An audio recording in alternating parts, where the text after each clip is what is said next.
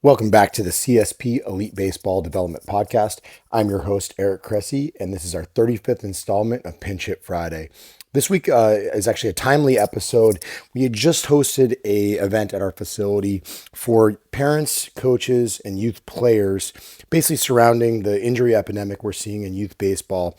And there were a lot of lessons that were certainly specific to baseball, but I also think there were ones that carried across all sports. So I did want to kind of delve into it a little bit. As I talk through this stuff today, I'm going to talk a lot about baseball, but I think you'll find that a lot of the messages can be applied to soccer or just about anything else that kids will participate in. And really, a lot of this really centers on is there was an excellent study from Olson's group in the American Journal of Sports Medicine. It was published all the way back in 2006, and they basically looked at characteristics of injured youth baseball players compared with their non-injured peers. And these are some exact quotes from their findings. They said the injured group pitched significantly more months per year, games per year, innings per game, pitches per year, and warm-up pitches before a game. These pitchers were more frequently starting pitchers. They pitched in more showcases. They pitched with higher velocity, and they pitched more often with arm pain and fatigue. They also used anti-inflammatory drugs and ice more frequently to prevent or rehabilitate an injury. And although the groups were age matched, the injured group was taller and heavier. So all this stuff just basically screams that those who pitch more are more likely to get hurt. And if we look across all these different studies, overuse is kind of like the number one predictor that seems to hold up across all bits of research. And there's different types, right? Like there's overuse in the context of too many showcase appearances. There's overuse more acutely where someone throws 45 pitches in an inning. And then there's stuff that's more chronically with the number of pitches they throw over a game, or so over the course of a week, or over the course of a year. Exceeding 100 innings in a year is well known as a big risk factor in youth pitchers. So all those things are really important. But what's really fascinating about this study in particular is that they found that there were no significant differences regarding private pitching instruction, coach's chief concern, pitcher's self-rating, exercise programs, stretching practices, relieving frequency, pitch type frequency, or the age at which certain pitch types were first thrown. So in other words, we can get the best pitching coach on the planet. We can get a great strength conditioning program in place. We can get a coach that really, really cares.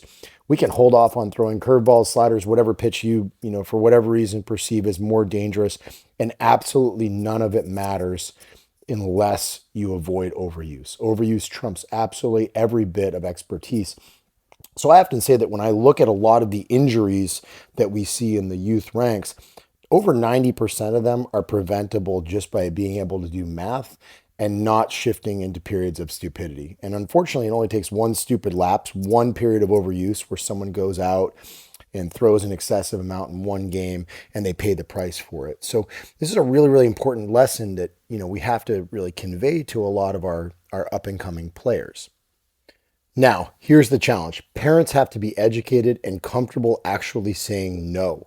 And if you aren't comfortable saying no, you need to find a coach that will say no for you. If you have a coach that doesn't like you saying no, you need to find a new team. You simply can't say yes to every team, every lesson, every tournament, every showcase. Otherwise, you're going to break, right? We want kids to be able to get, not just rest, from the exposures to baseball, which is the single fastest motion in all of sports. But we also want them to get access to other sports so they can build these comprehensive athletic development foundations. As an example, my wife recently took a call at our facility about an 8U player.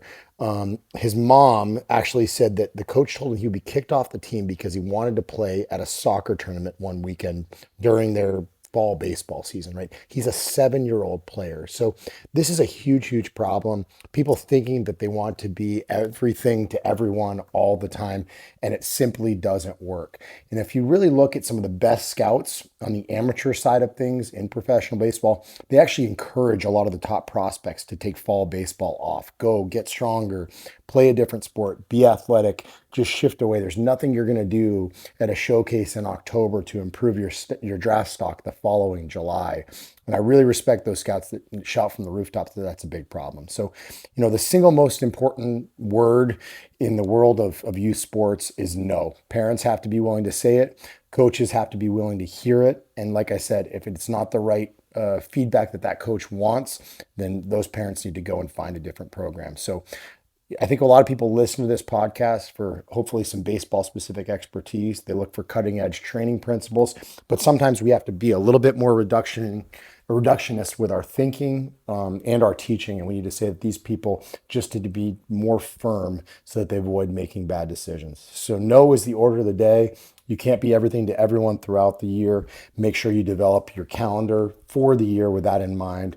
Every once in a while, you can't please everybody. Have a great weekend. This episode is brought to you by First Form, an awesome supplement company with a comprehensive product offering that I enjoy using myself and with our athletes. Beyond the broad product line they offer, I also love First Form's commitment to ensuring that their products are the highest quality.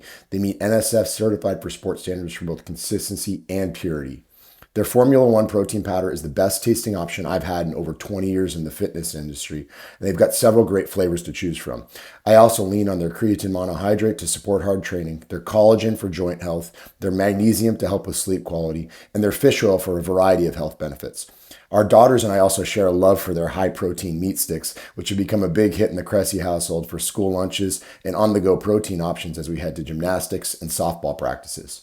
Of course, First Form products also have been really popular with our athletes at Cressey Sports Performance, and they're used by some of the top performing athletes and most recognizable sports franchises in the world. Above all, the people at First Form are top notch, and that's a rarity in an often unethical business. First Form is dedicated to empowering people on their fitness journeys, and that dedication is matched by only their unwavering commitment to exceptional quality and unparalleled customer service. Check them out for yourself at www.firstform.com/Cressey. That's 1stphorm.com/CRESSEY and get free shipping on your order of $75 or more. Additionally, they're offering amazing 10% more than your money back guarantee if you're not fully satisfied with your purchase. Again, that's firstform.com/Cressey to get free shipping on your order of $75 or more.